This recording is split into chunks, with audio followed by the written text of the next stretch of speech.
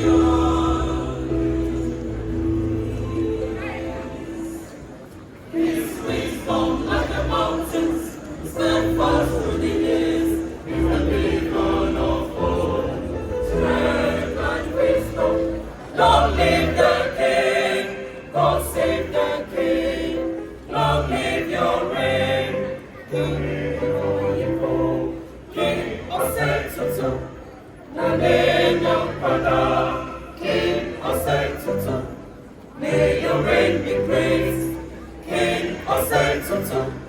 Nane Nyankana, King Osetutu. May your reign be praised, Na Osetutu. Tijuma Tumdana, Na Osetutu. Na Tumapam, Na Osetutu. Tijuma Tumdana, Na Osetutu. Na Tumapam, King Osetutu. Nane Nyankana, King Osetutu.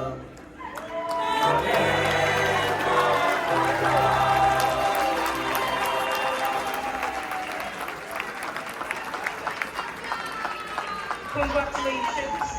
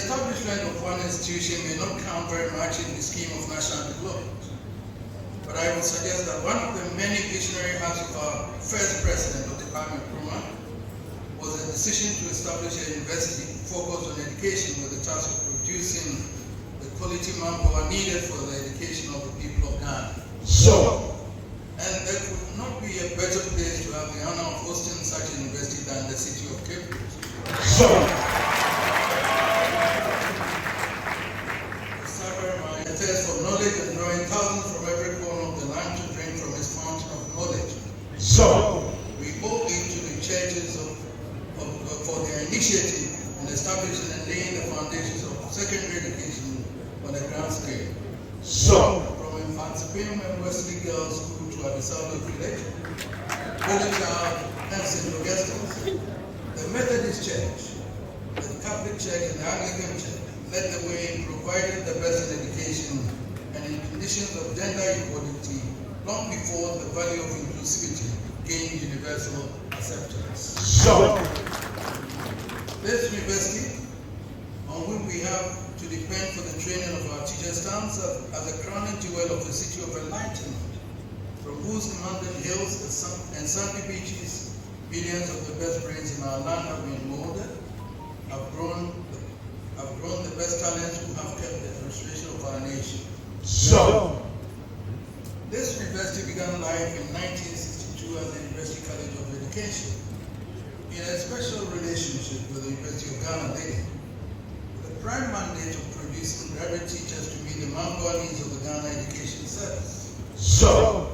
It seems unbelievable today to recall that its total enrollment as at that time was 155 students, split between two departments, the Department of Science and the Arts. And the whole concept was deemed controversial in some circles. However, it survived the political upheavals of the period, and in 1971, it attained the status of a fully fledged university with the right to grant its own degrees. Sure. The mandate of the university was expanded beyond the needs of education, and today it is a budding community of over 75,000 students from all disciplines. Sure. The founding fathers and their pioneering administrators have every reason to be proud of what they have bequeathed to the nation. And long may we continue to herald the achievements of this university. But even as we exalt these achievements and honor those whose hard work has made it possible, we cannot but pause and reflect on the fates and fortunes of the single subject for which this university was created, and I speak of education. Sure. It remains quite problematic to me that 60 years down the line, we are still grappling with the same challenges that informed the decision to establish this university in the first place. Sure. Some historical background may be appropriate here. Although the Gold Coast carried the type of a model colony, less than 10% of our population had been to school by 1951, when the people were allowed to elect the first nationalist government led by Dr. Kwame Nkrumah under the limited self-rule mandate. Sure. The government took the view that education was the key to the development of the country, and consequently launched the accelerated education program to accelerate the pace and level of education. Sure. Additionally, a program of adult education was launched to drive the mass literacy. In 1951, total enrollment in primary schools was 154,000, middle schools 66,000, secondary and technical schools 3,550, teacher training colleges 1,960. The total enrollment of the University College, the forerunner of the University of Ghana, Legon, was 208 students. By 1961, enrollment had zoomed to over 210% for primary schools, 142% for middle schools, a staggering 438% for secondary and technical schools, Sure. 137% for teacher training, and an astonishing 478% for universities. Sure. It is important to note that the bulk of this expansion was funded by the state. Indeed, even the churches who had been carrying the financial burden of education at the height of the colonial administration were required to gradually disengage. Sure. Following the overthrow of the First Republic, the eminent scholar Professor headed a commission to undertake the first of what has become a seemingly unending series of reforms of the education system. The Papon Committee recommended the adoption of 6 years of primary school followed by 4 years of secondary education with 2 years of advanced education leading to a 3-year university course. Sure. Less than 4 years after the Papon reforms, another military coup led to the establishment of another committee, this time led by the Dean of the Faculty of Education of this university, Professor N.K. Zobo, to review the reform. The Professor Zobo Committee made social equity a fundamental thrust in the delivery of sound educational outcomes. arguing against the common entrance examination for the selection of pupils for secondary schools for all children of school age within 10 years. So, The new government led by Flight Lieutenant Robinson's government launched a program of free compulsory universal education in 1996. so, In a seminal study for the British Department of International Development, Nimue Thompson and Leslie Casilefo observed in 2008. Broadly, the objectives of EFRI were in line with the recommendations of the World Declaration on Education for All, adopted after the World Bank UN-sponsored World Conference on Education for All in Thailand in 1990. The declaration stated that every person, child, youth, and adult shall be able to benefit from educational opportunities designed to meet their basic learning needs, and all countries were required to achieve universal basic education by the year 2000. so, The rollout of EDCI was followed by a National Education Forum in November 1999 to examine the prospects of Ghana moving towards compliance with the World Declaration on Education for All. Barely 2 or 3 years after, in 2002, another education sector review was undertaken to examine the outcome. Since then, every government has undertaken a serious review of education system. The troubling fact, however, is that each review has either been driven by austerity or constrained by fiscal malice and not necessarily by the desire to achieve their stated goals. So we have to live constantly with the contradiction between governments holding education as a high priority only for education to become the first casualty of any fiscal downturn. so, Against such background, the mixed response to the recent free senior high school scheme has not been a surprise. so, The Minister of Education here would want to do more, but he doesn't have adequate funds to do what he wants to do. so, There is no doubt that the free senior high school program is the most audacious piece of social intervention in our fourth republic. The pre-independence program for free education covered primary education and later the university. The secondary sector was beyond the capacity of the state. None of the reforms since have dared move the dial through that space. The decision to take the plan, therefore, had to be truly ambitious, and it is no wonder it has kept education at the top of national discourse. so, There is an undoubted merit in the government argument that if we are preparing our children to compete in the global economy of today, then they should be entitled to the same level of basic education as children in other climates. Since basic education elsewhere encompasses secondary or high school, it is only fair that we also upgrade our basic education. In that sense, therefore, offering free senior high school is doing no more than meeting the obligation to provide a basic education for all. so, It is not only in Ghana that this becomes relevant. In a background paper prepared for the International Commission on Financing Global Education Opportunity, Shakira Mustafa and Phillips Krauss noted with reference to primary schools progress. The completion of primary school is no guarantee that children have acquired basic academic skills. so, Surveys in a number of low-income countries document that many adults who have received some schooling 5 or 6 years or less are functionally illiterate or illiterate. so, That is an experience Ghana identifies with, and it addresses the case for upscaling basic education. so, Now this cannot be that simple. It only underscores the enormity of the challenge associated with the changing dynamics of education and nation building in our times. so, Ghanaians accept education as a basic right of every child. All nations signed up through the United Nations and its agencies to provide basic education for all. In Africa, education is deemed so critical, the African Union has declared the year of African year, this year, the African Year of Education. so, In Ghana, it has been part of the objective of every government from as far apart as the nationalist government of limited self-rule in 1951. We see it not just as a human right, it is an economic necessity, an investment in the economic and social well-being of every nation. In the background paper already cited, the authors made the point that when any child fails to acquire basic skills needed to function as a productive, responsible member of society, society as a whole, not to mention the individual child, loses.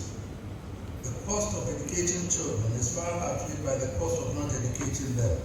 Zero. Yet, though the cost of not providing education would ultimately be higher, nations have to contend in the first place with the overriding problem of mobilizing the resources needed to invest in education.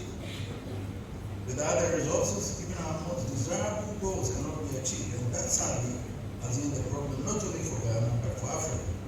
It is the reason we would like to make sure that our ambitions are matched by our pockets. Zero. As we have already noted, every educational reform undertaken in Ghana has been driven by financial constraints arising from national economic matters. Whereas in the developed world, educational reforms are undertaken to ensure the content of education matches the economic and social needs of society. Here we are driven solely by what is available to spend in the fiscal space. Zero. It is for this reason that even an audacious scheme like the free senior high school, as I mentioned, which one would expect to receive universal acclamation, has instead been mired in some controversy, with some blaming it for exacerbating the fiscal malice of the economy. And yet, even with that program, Ghana has yet to reach the universal benchmark for national spending on education as a percentage of gross domestic product. Zero.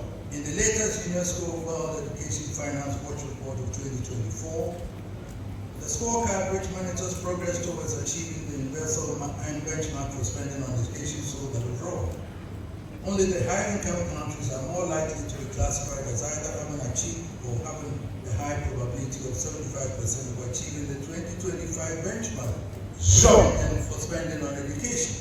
Zero. The good news for us, however, is that Ghana is one of the only 15 developing countries confirmed as being on track to reach the benchmark in 2025. Zero. In effect, assuming the current program continues, we should meet the universal benchmark for spending on education to GDP. That certainly should be welcome. But if the focus is on the rebalance of resources, the effect may well stay at more heat than light. Zero. Every dramatic increase in enrollment affects the physical resources and infrastructure of schools, affects learning materials, and above all requires a corresponding increase in the number of qualified teachers. Beyond these, as we have experienced more than once in the past 2 decades, every expansion at the secondary level has a huge impact on the tertiary sector. And yet, at no time have we seen an attempt to coordinate the implementation of any secondary sector reform with the universities. When at a stroke, enrollment in senior high schools are doubled, the universities have to break themselves from an inevitable surge in demand for undergraduate studies, with no prior consideration for its effect on fiscal resources. Our universities are already bursting at the seams, with rising student population virtually overwhelming fiscal resources and infrastructure. Zero. It should be obvious that important as the senior high school may be, focus on it should not lead to a misalignment of resources, nor should it become the focus of all attention in national discourse. Rather, we should recognize the necessity to look at the challenge of education in its totality. First, we may do well to re-examine the structure of the education system from primary to secondary to tertiary education. Is the separation between junior and senior high school working? What has become of the products of junior high school who are unable to proceed to senior high school? How functional have the vocational institutes become? How relevant have they been in the job market? Is the system providing for the critical middle level needs as we expected the polytechnic and technical universities to provide? Zero. Secondly, we need another look critically at the financing of education. What resources are available and how they are allocated to the various levels to ensure equity. This is at the root of all the discourse. Education is an indispensable investment The expenditure on buildings alone is huge, but buildings alone do not provide education. So, Learning and teaching materials must be available. In the 21st century, there should be no school without computers, without the means to provide the basic ICT skills. And we should ensure our teachers are reasonably remunerated for the critical service they provide. so,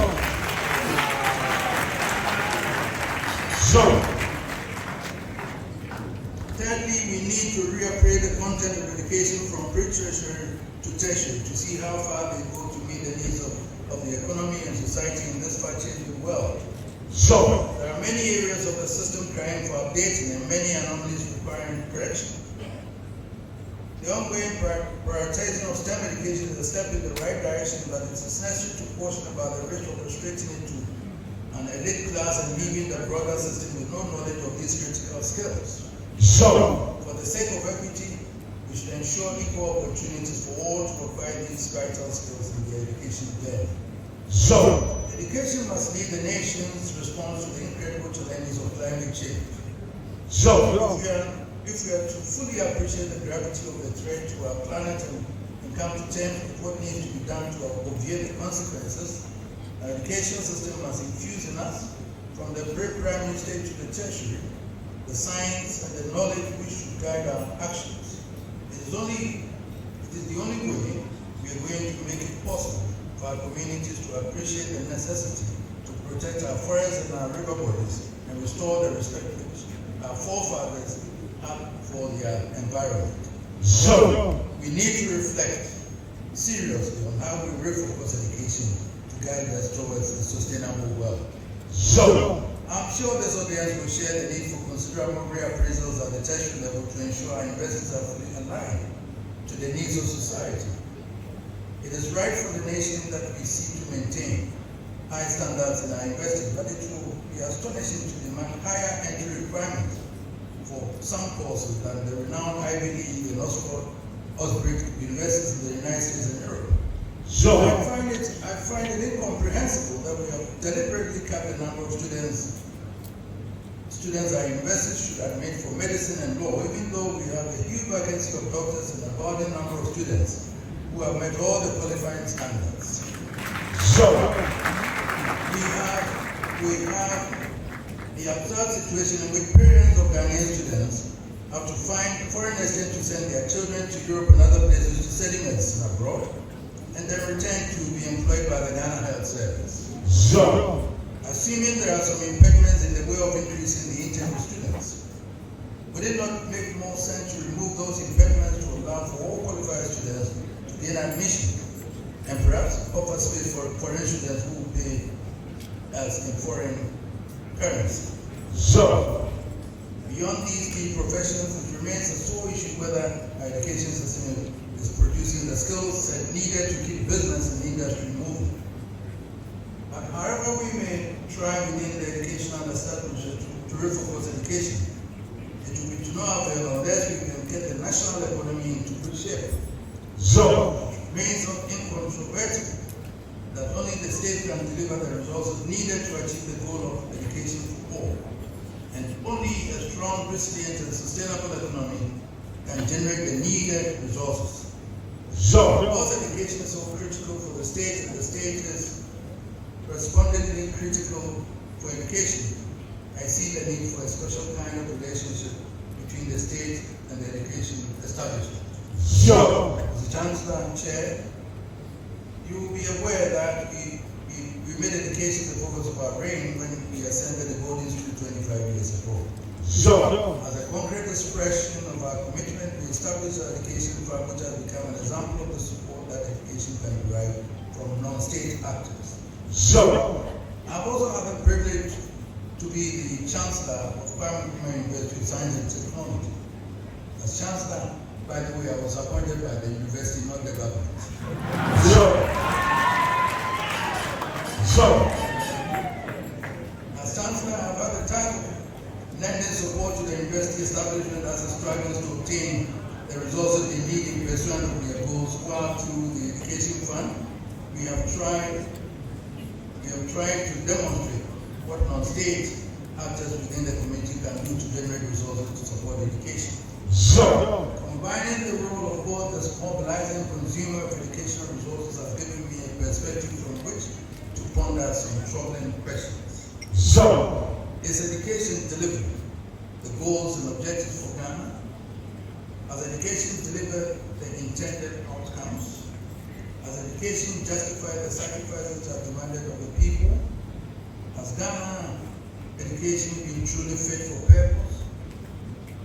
If these questions come as a shock to the nation, and probably more so to this audience, it can only be because we have avoided the need for continuous critical evaluation of the outcome of our investments, not only in education but in several other spheres. so, Regardless of the lapses and shortfalls, it is incontrovertible that as a nation, Ghana has invested enormous resources in education.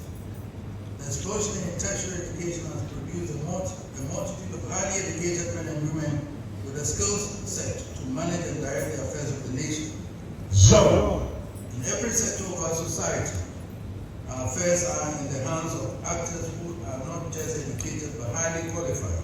so, Our political class, at both executive and the legislative levels, with responsibility for policy formulation and direction, is led and dominated by men and women who are highly educated.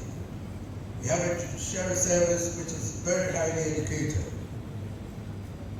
so, My lady Barbara. so, Our banks and insurance services are highly educated. Our civil service is highly educated.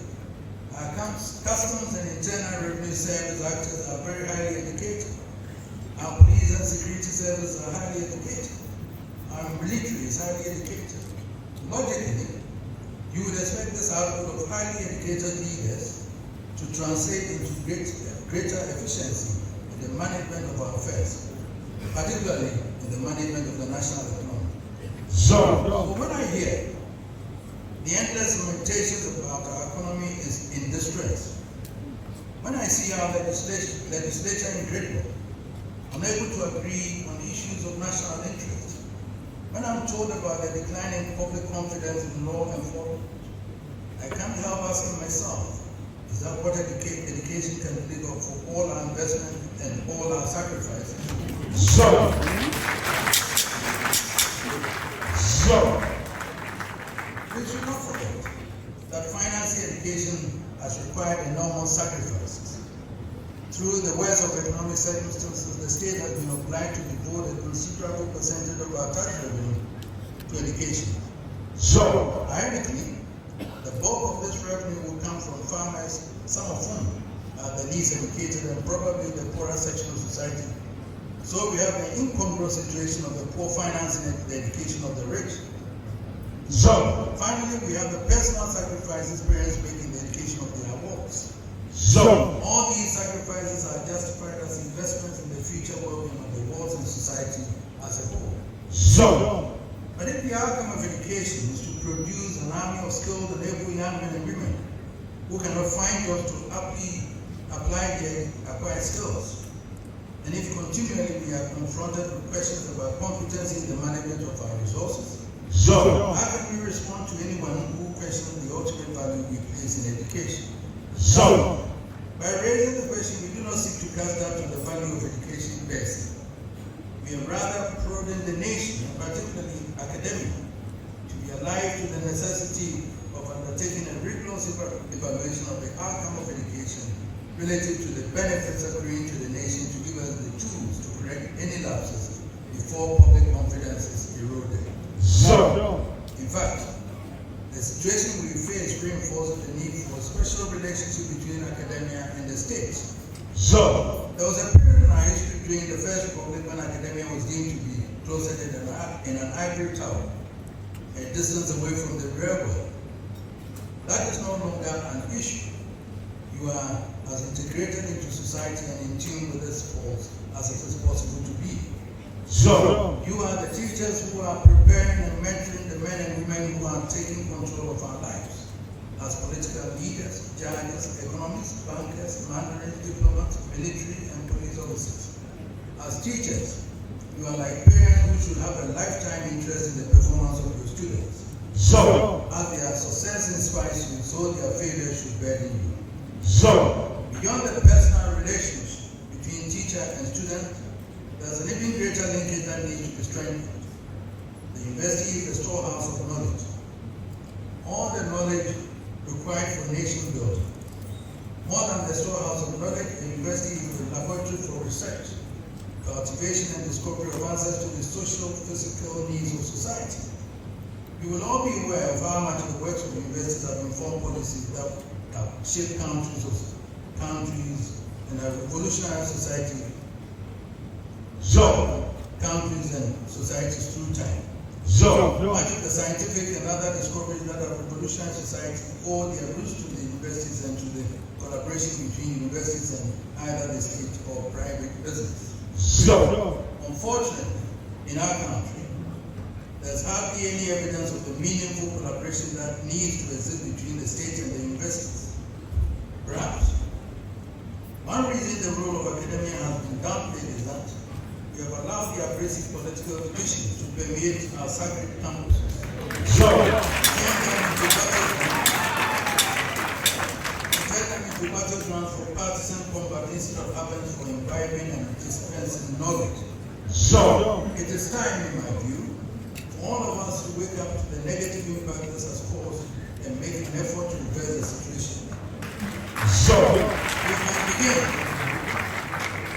fashioning a new relationship between state and academia that engages the expertise of academia in the process of policy formulation on a continuous basis. So. I have no doubt about how beneficial it will be for the country to create a unique background of experts from academia, business leaders, traditional leaders and government, tasked to address the seemingly intractable problems of the economy. So. This could be the beginning of continuous collaboration between academia, the state, and captains of business in finding solutions to many of our social problems. So. For this to happen, however, we will need academia to wean itself of gross partisanship and cultivate and enshrine a culture of rigorous objectivity. So. This should allow the universities, as a collective responsibility, to establish the right mechanism for rigorous continuous evaluation of the performance of national institutions and help inject some efficiency into the system. So. Help us inspire a new era in which the achievement of measurable national goals take precedence over the pursuit of personal gains. So. With an environment in which the state can reach out across party boundaries to draw the patriotic service of SSS without attracting unwelcome labels. So. The good thing is that there's more than a silver lining ahead. Ghana remains one country whom nobody can afford to lose confidence. So. Given the combined human and natural resources at our disposal and the heritage from which we have grown, we will only fail if we want to.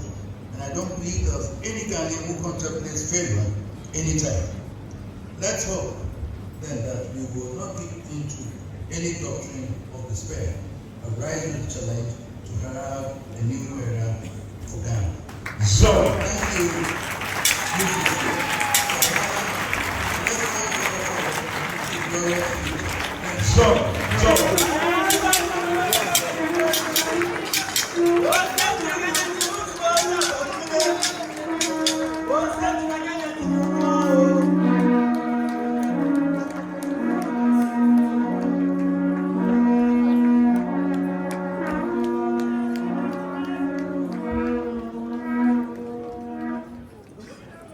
Your Royal Majesty, you would take the alumni oath, and this would be administered by the National President of the UCC Alumni Association.